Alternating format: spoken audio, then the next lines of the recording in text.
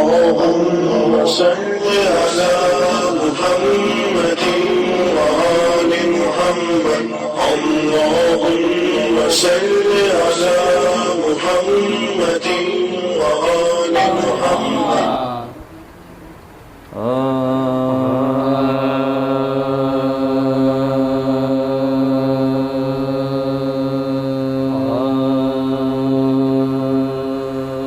دین خدا کو گود میں پالا حسین نے، دین خدا کو گود میں پالا حسین نے، ٹھوکر اگر لگی تو سنبھالا حسین نے، ٹھوکر اگر لگی تو سنبھالا حسین نے۔ او اسلام تیرے دل میں جو چبھتا تھا بار بار، اسلام تیرے دل میں جو چبھتا تھا بار بار، کاٹا تھا وہ یزید نکالا حسین نے، کاٹا تھا وہ یزید نکالا حسین نے، دین خدا کو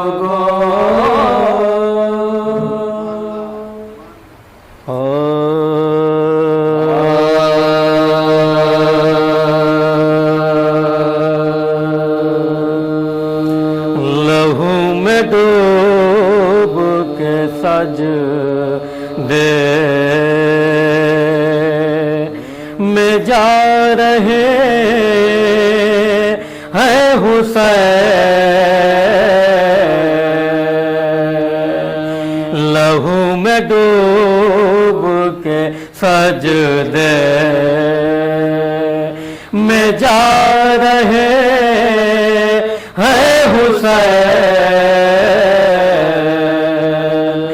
لہو میں ڈوب کے سجدے میں جا رہے ہیں حسین، اور نماز تیرا مقدر بنا رہے ہیں حسین، اور نماز تیرا مقدر بنا رہے ہیں حسین، لہو میں ڈوب کے سجدے میں جا رہے ہیں حسین، مفلسی میں بھی فرش عزا بچھاتا ہوں، میں مفلسی میں بھی فرش عزا بچھاتا ہوں، خدا کا شکر ہے عزت بڑھا رہے ہیں حسین، خدا کا شکر ہے عزت بڑھا رہے ہیں حسین، لہو میں ڈوب کے سجدے میں جا رہے ہیں حسین، رسول ناقہ بنے ہیں مہار ہاتھ میں ہے رسول ناقہ بنے ہیں مہار ہاتھ میں ہے او امام ہو کے نبوت چلا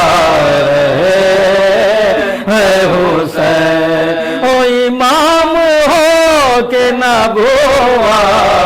چلا رہے ہے حسین لہو میں ڈوب کے سجدے میں جا رہے ہیں حسین لبوں کو چوم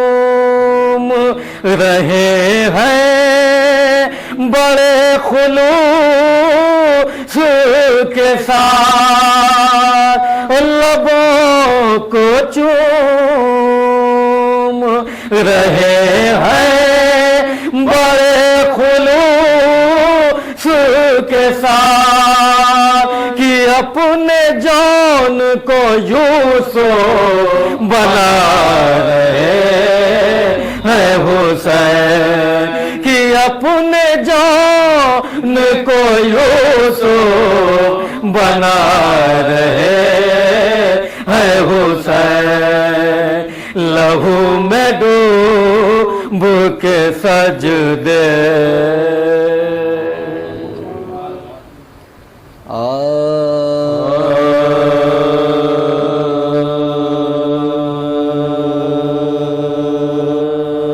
شبیہ امام میں زمان کہتے ہیں شبیہ امام میں زمان کہتے ہیں تصور میں تصویر جان کہتے شبیہ امام میں زمان کہتے ہیں زمین مول لی ہے مزاروں کے خاطر زمین مول لی ہے مزاروں کے خاطر زمین پر شہد نشان کیسے شبیہ امام میں زمان کیسے کہاں دوری بیڑی کہاں پائے آبے کہاں دوری بیڑی کہاں پائے آبے یہ لنگر کہیں ناتواں کہتے ہیں شبیہ امام میں زمان کہتے ہیں پکاری سکینہ دعائی ہے بابا پکاری سکینہ دعائی ہے بابا ستمگر میری بالیاں کیسے ہیں شبیہ امام میں زمان کیسے ہیں کاروں کے اکبر نے اے درد تھم جا کاروں کے اکبر نے اے درد تھم جا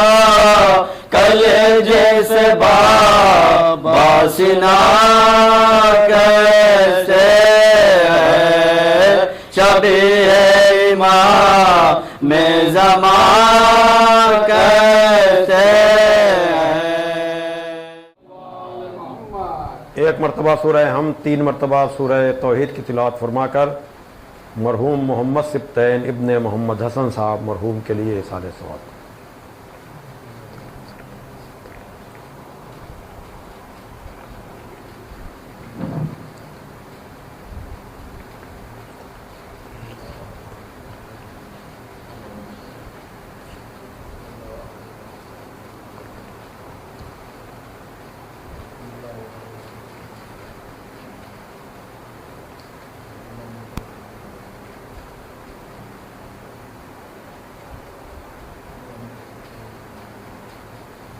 فاتحہ.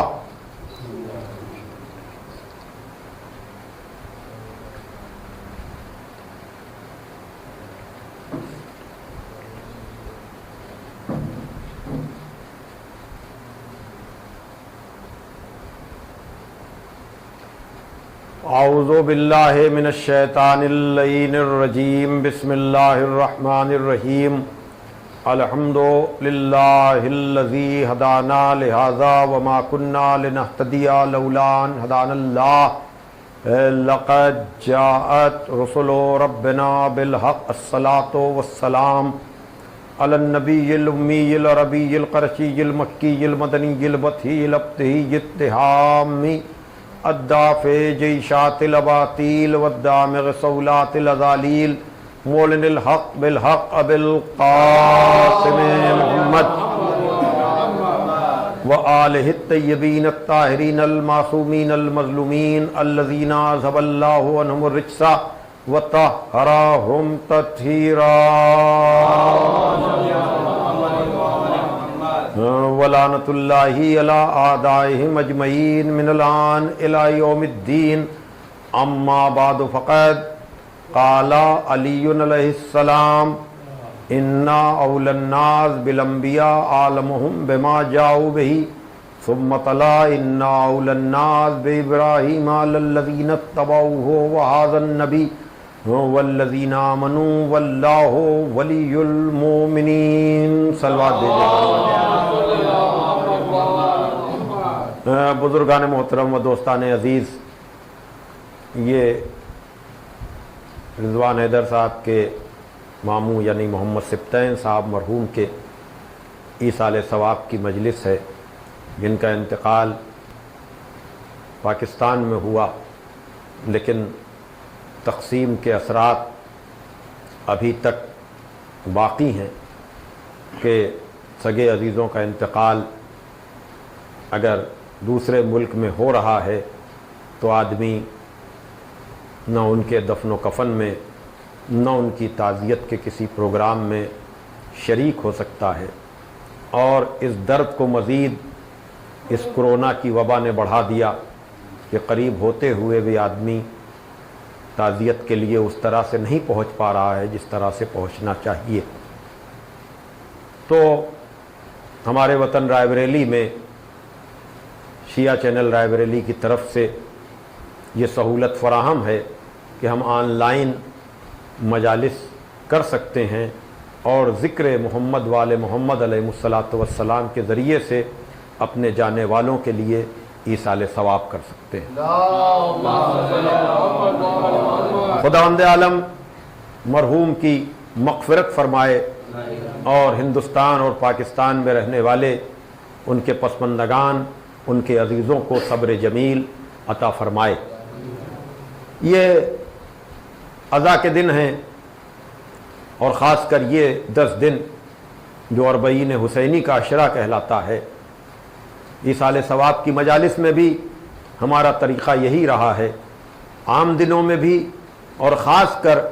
ان دنوں میں جب پوری دنیا میں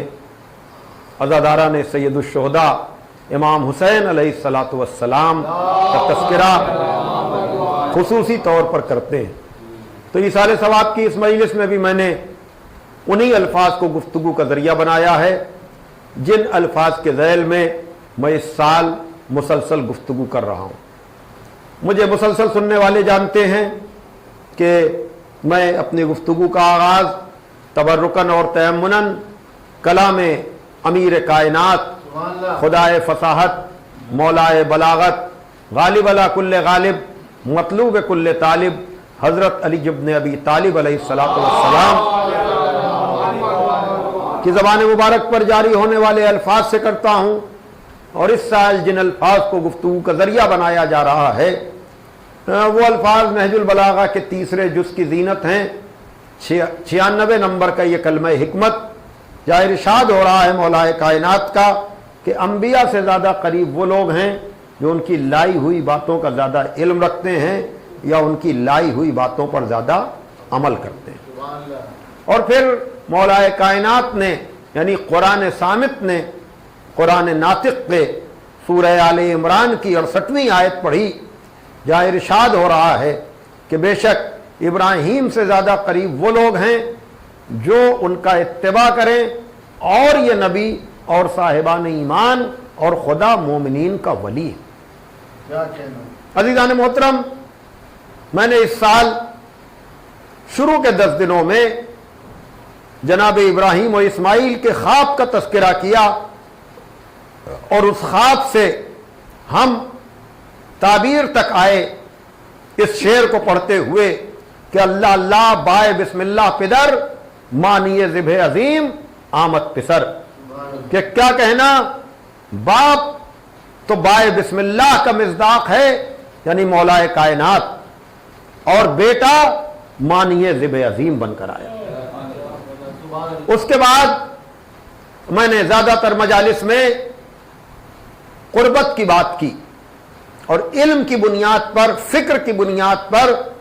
आइडियोलॉजी की बुनियाद पर, नज़रिए की बुनियाद पर कुर्बत की बात की और ये मुख्तलिफ जावियों से इस बात को वाज़े किया कि बहुत पास बैठने वाला इल्म और फिक्र की यकसानियत की वजह से दूर हो सकता है और बहुत दूर रहने वाला इल्म और फिक्र की यकसानियत की वजह से बहुत करीब हो सकता है। अब इधर मैं चंद दिनों से जिस आयत को मौलाए कायनात ने इस्तेमाल किया उसके एक जुज़ पर गुफ्तगू कर रहा हूं। इससे आप अंदाजा कर सकते हैं कि मौलाए कायनात की जबान पर जारी होने वाले इन अल्फाज की गहराई और गहराई क्या है। जहां पर यह इरशाद हो रहा है इस आयत में कि बेशक इब्राहीम से ज्यादा करीब वो है कि जो उनका इत्तिबा करे और ये नबी। तो मैं ये अर्ज कर रहा हूं मुसलसल कि इत्तिबा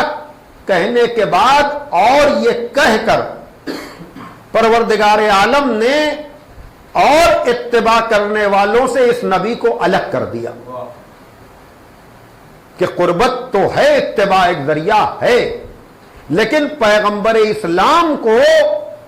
उस दायरे, उस हिसार में नहीं लाना चाहिए। वलो ये कि इब्राहीम इस नबी के जद्दे अमजद हैं, वलो ये कि पैगंबर ने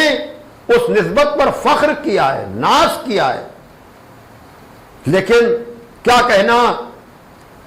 ऐसी औलाद का कि जिस पर उसके अजदाद नाज करें। और यकीनन ये मामला सिर्फ इन 14 ही में दोहराया गया। तवज्जो कीजिएगा भाई, यही तो होता है ना कि दादा अपने नवासों पर फख्र करता है, रिश्ते के एतबार से बड़ा है, बुजुर्ग है, और अगर दादा में कोई इब्राहीम जैसा हो, पैगंबर ने उस पर फख्र किया है उस निस्बत पर, इसलिए कि आसमानी मज़ाहिब सब इसी निस्बत से हैं, चाहे यहूदी हो, चाहे ईसाई हो, चाहे, लेकिन रुतबे और मर्तबे के एतबार से ये नस्ल में आने वाला जो सरदार अंबिया है, तवज्जो कीजिएगा, और वाकईन छोटे को तो बड़े से होना ही चाहिए, लेकिन इस खानदान में यह मामला 2 दफा दोहराया गया। तवज्जो कीजिएगा कि जहां खिलकत के एतबार से जनाब इब्राहीम लिबास बशरी में पहले आए, लेकिन पैगंबर कह रहे हैं अव्वलो मा खलक़ल्लाहु नूरी, अल्लाह ने सबसे पहले मेरे नूर को खल्क़ किया ظاہر سی بات ہے کہ ہر مجلس میں کچھ نئے سننے والے ہوتے ہیں، اور اس مجلس کو تو دنیا کے مختلف حصوں میں اس حوالے سے سنا جائے گا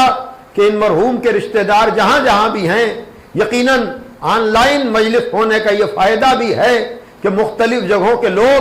بآسانی ذکر میں بھی شریک ہو جاتے ہیں اور ایصال ثواب کرنے میں بھی شریک ہو جاتے ہیں۔ تو میں یہ بات ادھر عرض کر رہا ہوں کہ ولو یہ کہ سنت ابراہیمی کو دین اسلام میں جاری اور ساری کیا گیا، اس کی تفصیلات بہت ہیں، چاہے ختنے کا مسئلہ ہو، یہ جناب ابراہیم کے دور سے سنت چلی آ رہی ہے، حالانکہ انبیاء اور معصوم مختون پیدا ہوتے ہیں، لیکن چاہے حجامت کا مسئلہ ہو، چاہے اور بہت سی سنتیں ہوں جنہیں سنت ابراہیمی کہا جاتا ہے۔ تو جو کیجئے گا سنت ابراہیمی کیوں؟ چونکہ ان کے دور سے ان چیزوں کی شروعات ہوئی، لیکن پیغمبر کہ یہاں یہ چیزیں یا پیغمبر اگر ان چیزوں پر عمل کر رہے ہیں جو ابراہیم کے دور میں بھی ہوتی تھی، مثلاً عام سی مثال میں دے رہا ہوں کہ قیام نماز کی دعا اپنی نسل کے لیے جناب ابراہیم نے کی، لیکن آپ نبی اور آل نبی کو اس دائرے میں نہیں لا سکتے، اس لیے کہ نبی اور آل نبی وہ ہیں کہ جن سے ملائکہ نے بھی تسبیح و تقدیس سیکھی، ملائکہ نے بھی سجدے کا طریقہ سیکھا، تو یقیناً ظاہری لباس میں بعد میں آئے، لیکن یہ ہیں ان سے بھی پہلے، توجہ کیجئے گا۔ اور دوسری بات یہ ہے کہ یہ اس خاندان کا ترہ امتیاز ہے، توجہ کیجئے گا کہ یہاں ہر آدمی اپنے مقام پر رتبہ اور مرتبہ رکھتا ہے، توجہ کیجئے گا۔ تو اگر یہ بات اس رخ سے سمجھ میں آ رہی ہے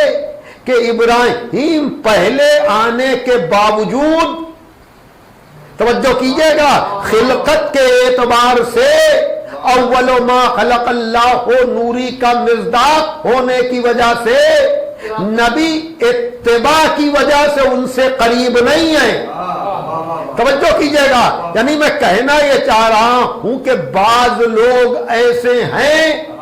کہ جو امام حسین علیہ السلام کے لیے بھی یہ باتیں کرتے ہیں کہ حسین یہ کیوں نہ کرتے کس کے پوتے، حسین یہ کیوں نہ کرتے کس کے نواسے، یعنی وہ یہ کہنا چاہتے ہیں کہ امام حسین کے کمالات آغوش رسول کا نتیجہ ہیں، لیکن میں قرآن مجید کی اس آیت سے، توجہ کیجئے گا، یہ واضح کرنا چاہتا ہوں جہاں پر ارشاد ہو رہا ہے کہ ابراہیم سے زیادہ قریب وہ ہے کہ جو ان کا اتباع کرے، اور یہ نبی کا عام امتیوں جیسا اس نبی کو نہ سمجھنا۔ بڑی توجہ، ذرا سے ایک نازک سی بات ہے جو میں عرض کرنا چاہ رہا ہوں کہ اس نبی کو الگ کیوں کیا؟ اس کا مطلب یہ ہے کہ خدا جسے منتخب کرتا ہے وہ کسی دوسرے کی تربیت کا محتاج نہیں ہوتا، توجہ کیجئے گا، اس کی تربیت خود پروردگار عالم کرتا ہے، بڑی توجہ۔ تو اب نہ نبی کے لیے یہ کہنے کی گنجائش کہ وہ اتباع کرے تو ابراہیم سے قریب ہو، اس لیے کہ جو اول ما خلق اللہ نوری کا مصداق ہو وہ اتباع کی بنیاد پر ابراہیم سے قریب نہیں ہوگا۔ تو جو پیمانہ اس نبی کے لیے ہے وہی پیمانہ آل نبی کے لیے بھی ہونا چاہیے کہ جس طرح سے ابراہیم جد ہونے کے باوجود اس نبی کا رتبہ الگ ہے، توجہ کیجئے گا، اسی طرح سے حسین نواسے رسول ہونے کے باوجود ان کا رتبہ عام نواسوں جیسا نہیں ہے۔ شاید میں اپنی بات پہنچا لے جاؤں کہ جب ہی تو نبی نے کہا کہ حسین منی و انا من حسین، کہ میرا حسین مجھ سے ہے اور میں حسین سے ہوں، تو اگر یہ حاضن نبی والی بات سمجھ میں آئے گی تو وہ انا من حسین بھی سمجھ میں آ جائے گا۔ توجہ کیجئے گا، ورنہ یہ بات تو سب کے سمجھ میں آ سکتی ہے کہ حسین نبی سے، بھائی وہ سردار انبیاء، توجہ کیجئے گا، وہ اول ما خلق اللہ و نوری کا مصداق، وہ طٰہٰ وہ یاسین، وہ مزمل وہ مدثر، وہ اصلاب طاہرہ سے احکام مطہرہ کی طرف منتقل ہونے والا، اس سے نسبت میں تو ہر آدمی فخر کرے گا۔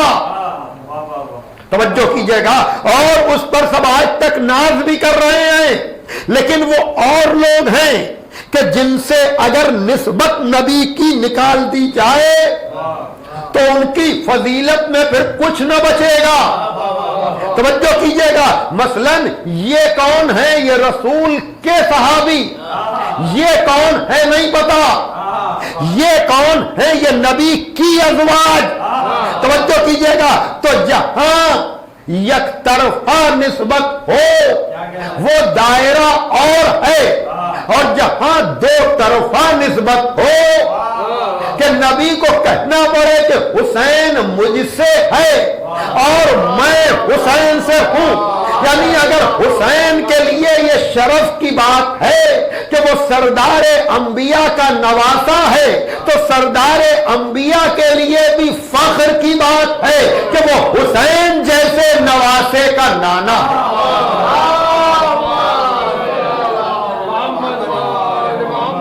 صلوات دیجئے محمد والے محمد۔ لیکن اگر کوئی یہ رشتے کی بزرگی ہی کا حوالہ دے، توجہ کیجئے گا، تو کبھی کبھی اس طرح سے بھی لوگوں کو سمجھایا جاتا ہے کہ اگر آپ یہ ثابت کرنا چاہ رہے ہیں کہ حسین ایسے کیوں نہ ہوتے، وہ کس گوت کے پلے تھے، تو اگر آپ یہ بتانا چاہ رہے ہیں کہ حسین کو حسین رسول کی گود نے بنایا، تو پھر اب سوال ہوگا پھر یہ بھی تو بتائیے کہ رسول کس آغوش میں پلے۔ میں کچھ کہہ رہا ہوں، توجہ فرمائیے گا، اگر آغوش ہی کا کمال ہوتا ہے تو اگر حسین کا کمال آغوش رسول ہے تو کیا کوئی ہے جو ہمت کر کے کہے کہ رسول و علی کو جو کمالات مل رہے ہیں وہ آغوش ابو طالب کا کمال ہے؟ صلوات دے کے محمد والے محمد کا توجہ فرما رہے ہیں۔ ہمارا نظریہ محفوظ ہے کہ پروردگار جسے عہدہ اور مرتبہ دیتا ہے اسے کمالات بھی پیدائشی طور پر دیتا ہے، لیکن اگر آپ انبیاء کی عصمت کے تو قائل ہو گئے، ائمہ کی عصمت کے قائل نہیں ہوئے، تو پھر ہم جواب نقضی اور سوال نقضی کریں گے کہ پھر آپ کو عظمت ابو طالب کی عظمت کا اقرار کرنا پڑے گا اور ابو طالب کی گود کو سلام کرنا پڑے گا کہ کیا کہنا اس آغوش کا کہ جس آغوش میں پلنے والا کہیں نبیوں کا آخر ہو جاتا ہے، کہیں امامت کا پہلا ہو جاتا ہے۔ صلوات دے جو محمد والے محمد۔ اور پھر عزیزان محترم، یقیناً نبی سے آل نبی تک میں آپ کو اس لیے لے کر آیا ہوں تاکہ ایصال ثواب کی مجلس کا فلسفہ بھی سمجھ میں آ جائے کہ ہم کبھی بھی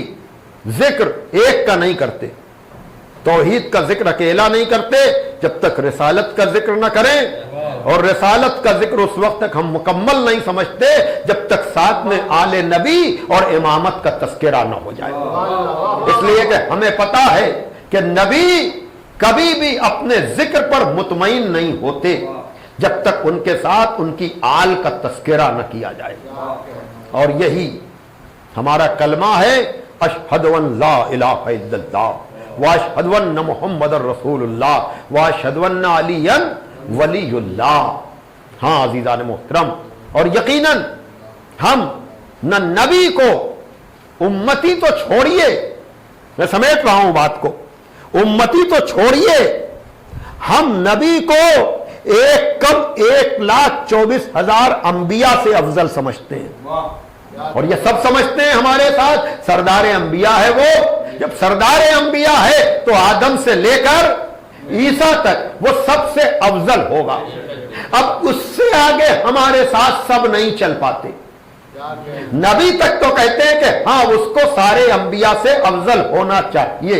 لیکن ہمارا نظریہ ہماری ساری بنیادی کتابوں میں محفوظ ہے۔ توجہ کیجئے گا، یہ آیت بتا رہی ہے کہ ہمارا نبی ابراہیم سے افضل ہے، اس لیے کہ اتباع کی بنیاد پر ابراہیم سے قریب نہیں ہے، بلکہ خلقت کی بنیاد پر ابراہیم سے قریب ہے، اور اول ما خلق اللہ نوری کا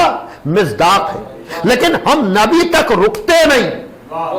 توجہ فرمائیے گا، ہم نبی تک رکتے نہیں، ہم نبی کے ساتھ آل نبی کو بھی اسی رتبے اور مرتبے کا سمجھتے ہیں۔ توجہ کیجئے گا، اور یہ بات یہیں سے نکلے گی کہ اگر آپ نے نبی کو انبیاء سے افضل مانا تو اس کا لازمی نتیجہ ہے کہ آپ کو آل نبی کو بھی 1,24,000 انبیاء سے افضل ماننا پڑے گا، اور ہم اس نظریے کے اعلان میں کسی تکلف سے کام نہیں لیتے۔ توجہ کیجئے گا، اس لیے کہ آ رہی ہے 17 سفر، یقیناً اس مرحلے پر آپ دیکھ سکتے ہیں کہ جہاں اندازہ کریں آپ، امام رضا علیہ السلام نے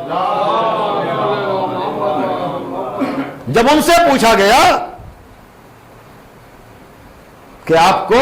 کیا اس بات پہ ناز ہے کہ آپ مباہلے میں ابنانا کا مصداق بن کر گئے تھے، تو اس کا انکار نہیں ہے، لیکن فوراً کہا کہ ہمیں انفسنا پر ناز ہے۔ توجہ فرمائیے گا، انفسنا، یقیناً جو اس نقطے کو سمجھ لے گا، اپنوں میں بھی کچھ لوگ کبھی کبھی ان کو یہ الجھن ہوتی ہے کہ ائمہ سارے انبیاء سے افضل کیسے ہو گئے، تو بھیا جو انا والی من نور واحد کا مصداق ہو کہ ہم اور علی ایک ہی نور سے ہیں، توجہ فرمائیے گا، تو اگر نور کا ایک جز سارے انبیاء سے افضل ہے تو دوسرے جز کو بھی تو افضل ہونا چاہیے۔ لیکن اگر یہاں بھی آدمی نہیں سمجھتا تو مباہلے میں آ کر سمجھ لے کہ جہاں پر نبی انفسنا کا مصداق بنا کر علی کو لے کر گئے، توجہ کیجئے گا، انفسنا کا مصداق مولا علی کو بنا کر مباہلے کے میدان میں یہ نبی جس کا ذکر ہو رہا ہے سورہ آل عمران کی 68ویں آیت میں کہ ابراہیم سے زیادہ قریب وہ لوگ ہیں جو ان کا اتباع کریں، اور یہ نبی، اور یہی نبی اپنا نفس بنا کر علی کو لے جا رہا ہے، اور نفس کا مطلب ہے ہم جیسا۔ توجہ کیجئے گا، تو جب نبی سارے انبیاء سے افضل ہے تو جو مباہلے میں اس جیسا بن کر جا رہا ہے، ایک صلوات دے کہ محمد، توجہ کیجئے گا، جو مباہلے میں اس جیسا بن کر جا رہا ہے اسے بھی افضل ہونا چاہیے کہ نہیں؟ تو اب اگر یہی نبی جس کا تعارف میں کرا رہا ہوں وہی یہ کہے اول بھی محمد، آخر بھی محمد، اوسط بھی محمد، ہم سب کے سب محمد، تو جب سب کے سب محمد ہیں تو سارے محمدوں کو دیگر انبیاء سے افضل ہونا چاہیے کہ نہیں؟ یہ تو بات ہوئی ریٹرن والی۔ اب آئیے ذرا سی عقلی بات، تاکہ آج کے دور کے حضرات بھی بات پوری سمجھ لیں۔ توجہ کیجئے گا، میں نے بات کی جناب ابراہیم کی، یہ شیخ الانبیاء ہیں، یہ انبیاء کے بزرگ ہیں، ان سے پہلے بھی انبیاء گزرے، ان کے بعد میں بھی گزرے، لیکن انبیاء آئے کیوں؟ تاکہ انسانیت کی ہدایت کریں، اور حسب ضرورت انبیاء کے عہدے میں ترقی ہوتی رہی۔ تلک الرسل فضلنا بعضهم علی بعض، ہم نے نبیوں کو بعض پر فضیلت دی، یعنی انبیاء سب ایک جیسے نہیں، ہدایت کی روشنی اپنے اعتبار سے بڑھتی رہی۔ توجہ کیجئے گا، وہ تصویر بنانے والا مصور قادر مطلق بہتر سے بہتر تصویر ہدایت بناتا رہا، توجہ فرمائیے گا، لیکن اس نے جیسی تصویر محمد کی بنائی، جو نورانیت اس میں ہے، جو کمال اس میں ہے، جو علم اس میں ہے، جو شرف اس میں ہے، جو بزرگی اس میں ہے، توجہ کیجئے گا، وہ کسی میں نہیں۔ تو نورانیت اپنے کمال پر پہنچی آخری نبی پر، توجہ کیجئے گا۔ اب دو چیزیں تھیں، یا تو اس آخری نبی کے بعد انسانیت بھی ختم ہو جاتی، بڑی توجہ، قیامت آ جاتی، قصہ تمام ہو جاتا، لیکن جب معیار ہدایت کا اس بلندی پر پہنچا دیا، میں بتانا یہ چاہ رہا ہوں کہ اب نبی کے بعد نبی جیسے آئیں یا نبی سے کمتر آئیں، توجہ کیجئے گا بھائی، آپ بتائیں جن لوگوں نے تیل میں یعنی تیل کے چراغ میں پڑھا ہے، کیروسین آئل میں جنہوں نے تعلیم حاصل کی ہے، وہ تو میری بات کو سمجھیں گے کہ بھائی ان کے سامنے روشنی کا اور کوئی تصور ہی نہیں تھا،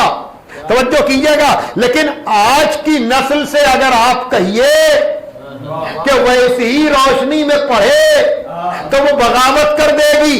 کہ یا تو اتنا نور عطا نہ ہوتا، بھائی توجہ کر رہے ہیں کہ نہیں؟ تو یہی معاملہ کار ہدایت کا ہے کہ یا تو ہدایت کی روشنی کو پروردگار اتنا بڑھاتا نہ، توجہ کیجئے گا۔ تو اب دو ہی صورتیں ہیں، یا تو خدا کی قدرت میں نہیں ہے کہ اب اس سے زیادہ بڑھا سکے، بھائی میں کیا کہہ رہا ہوں، توجہ فرمائیے گا، بھائی آپ ضرورت کو سمجھ رہے ہیں، ان کا کام ہے ہدایت کرنا، تو نبی تک کی ترقی تو سمجھ میں آتی ہے، اب اس کے بعد انسان ہی نہ ہو تو ضرورت بھی نہ ہو، لیکن اگر انسانیت ہے تو ضرورت بھی ہے۔ تو اب یہاں پر مرحلے دو ہیں کہ اگر پروردگار آخری نبی سے بہتر بناتا ہے تو یہ شان نبوت کے خلاف ہے، لیکن اگر اس سے کمتر رکھتا ہے تو اس کی قدرت پر بھی تو سوال ہے، بھائی توجہ کیجئے گا، اب آپ سمجھے تو بیچ ہی کا راستہ تھا کہ اپنے حبیب کی وجہ سے اس سے اچھی تو میں تصویر نہ بناؤں گا، لیکن میں مجبور بھی نہیں ہوں کہ میں اس جیسا بنا نہ سکوں، تو اس سے بہتر تو اس لیے نہ بناؤں گا کہ سب سے پہلی خلقت یہ ہے، لیکن اب محمد کے بعد مسلسل محمد آئیں گے تاکہ کوئی ہماری قدرت پر شک نہ کرے، تو اب نبی کے بعد نبی جیسوں کا آنا قدرت خدا کا اعلان ہے۔ صلوات بھیجیے محمد والے محمد، ایک اور صلوات بھیجیے، اور اسی بات کے لیے یقیناً یہ سارے انبیاء سے افضل تو ہے، لیکن اب اس کے بعد جو آنے والے ہادی ہیں ان کی نسبت دو طرفہ ہے کہ وہ بیٹی پر فخر کر رہا ہے کہ بیٹی میری ضرور ہے، لیکن بیٹی کو دیکھ کر وہ اطمینان کا اظہار کرتا ہے، اس لیے کہ بیٹی کو نہیں دیکھتا ہے، بیٹی کی نسل میں آنے والے اماموں کو دیکھتا ہے کہ جب تک نسل زہرا باقی ہے اس وقت تک میرے مشن کو کوئی ختم نہیں کر سکتا، اور زہرا نے بھی یہ ذمہ داری لی، اور یقیناً یہ وہ ذات گرامی ہے کہ جس نے اپنے بابا کا بھی ساتھ دیا، جس نے اپنے شوہر کا بھی ساتھ دیا، اور جس نے اپنے بیٹوں کا بھی ساتھ دیا، اور یقیناً یہ بات میں بار بار کہتا ہوں کہ وہ جناب ابراہیم و اسماعیل کی منزل تھی کہ جہاں ماں کو بے خبر رکھا گیا، لیکن یہ زہرا کی بیٹی کی منزل ہے کہ جہاں شہادت حسین سے جناب زہرا کو بے خبر نہیں رکھا گیا۔ ہاں عزیزان محترم، یقیناً میں نے آپ کا بڑا وقت لیا، اور جس نسل پاک پر نبی نے فخر کیا ہے، جو شریک درود و سلام ہے، اس نے بھی اس قربانی کا، اس کمال کا حق اس طرح سے ادا کیا کہ کربلا کے میدان میں 3 دن کا بھوکا پیاسا رہ کر اپنی پوری نسل کو قربان کر دیا۔ اور یقیناً اگر ابراہیم کی یاد حج کی شکل میں باقی ہے تو امام حسین کی یاد محرم کی شکل میں باقی ہے۔ اور یقیناً ہم اپنے جانے والوں کے لیے ایصال ثواب کے موقع پر 8ویں امام علیہ السلام کا تذکرہ کرتے ہوئے، اس لیے کہ اس امام نے کہا کہ ابن شبیب اگر تم کو کسی مصیبت زدہ کی مصیبت پہ رونا آئے تو میرے جد مظلوم حسین کو یاد کر لیا۔ یقیناً رشتہ داروں کو یاد کرنا فطرت انسان ہے، اور اس وبا کے دور میں یا تقسیم ملک کی وجہ سے بھانجے اپنے ماموں کے دفن و کفن میں شریک نہ ہو سکیں یا تعزیت کے لیے ان کی خدمت میں خانوادے والوں کی خدمت میں حاضر نہ ہو سکیں، تو تسلی اور دلاسا یہی ہے کہ یقیناً یہ خانوادہ تو تقسیم ملک کی وجہ سے یا کچھ لوگ وبا کی وجہ سے ایک دوسرے کے یہاں تعزیت میں نہیں پہنچ پا رہے ہیں، لیکن یاد کرنا ہے ان لوگوں کو کہ جو بہت قریب ہونے کے باوجود ان سے کسی نے رسم تعزیت ادا نہیں کی۔ ہاں عزیزو، یقیناً 40 حسینی قریب ہے، اور یہ قافلہ کربلا اللہ اکبر کس طرح سے پہنچا ہے، اور جب پہنچا ہے تو اس کاروان نے کس طرح سے ماتم کیا، کس طرح سے گریہ کیا۔ تصور شرط ہے کہ وہ جانے والا قافلہ کہ جس نے 11ویں محرم کو بکھری ہوئی لاشیں دیکھی تھیں، اب اس نے بنی ہوئی قبریں دیکھی۔ ہاں یقیناً کربلا میں کوئی ایسا رشتہ نہیں ہے جس کو حسین ابن علی نے پیش نہ کیا ہو۔ اللہ اکبر، اس لیے کہ حسین ابن علی نے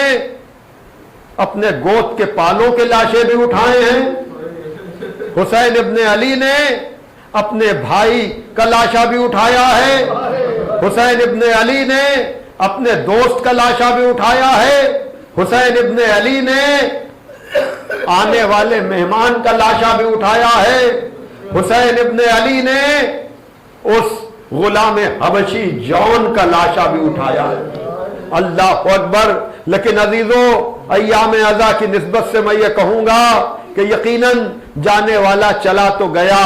لیکن عزا کے موقع پر جانے والے بہت یاد آتے ہیں، اس لیے کہ اس قوم کو انتظار اگر کسی چیز کا رہتا ہے تو وہ محرم ہی کا انتظار رہتا ہے۔ ہاں عزیزان محترم،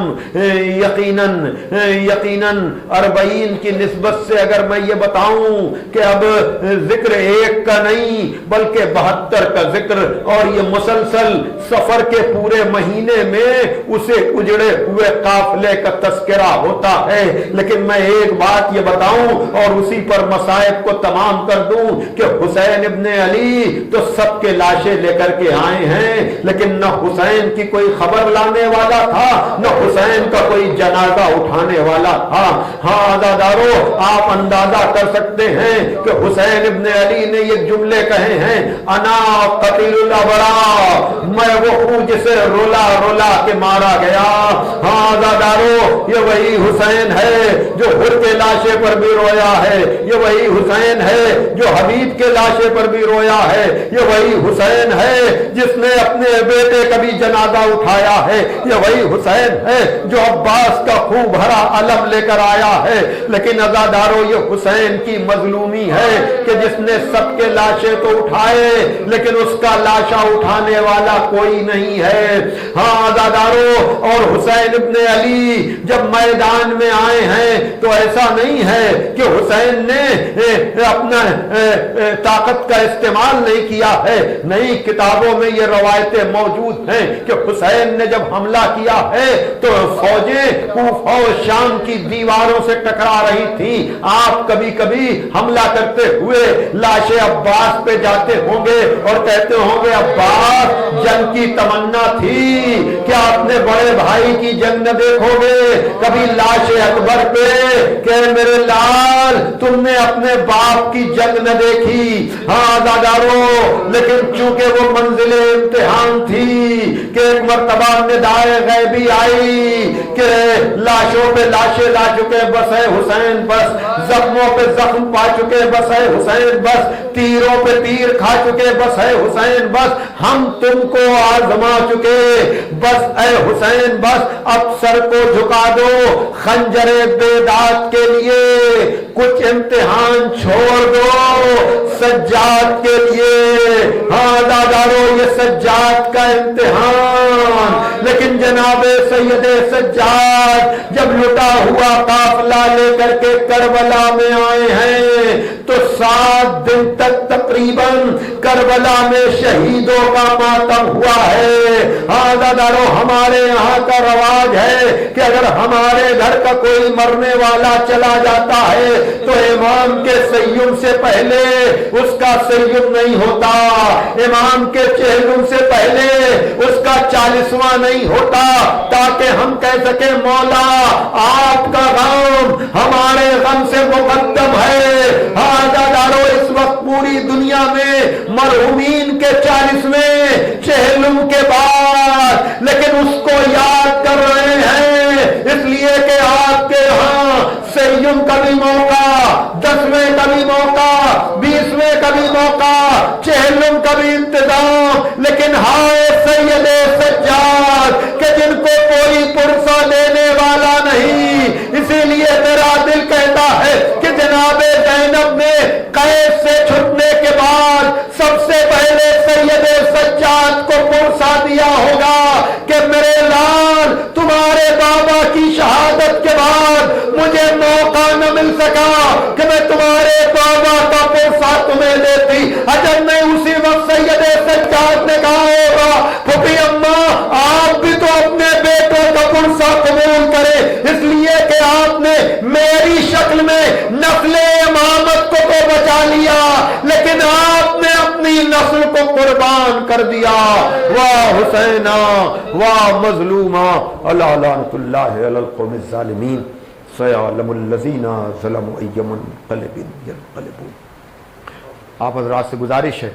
कि फिर एक मरतबा सूरह हम 3 मरतबा सूरह तौहीद की तिलावत फरमाकर मरहूम मोहम्मद सिब्तैन इब्ने मोहम्मद हसन साहब मरहूम के लिए इसाले सवाब। हज़रात, ये मरहूम वसी अब्बास नकवी साहब का नवा पेश कर रहे हैं जनाब सकीना के हवाले से। समाअत करें, इंशाअल्लाह मसाब होंगे, तसव्वुर शर्त है। Ah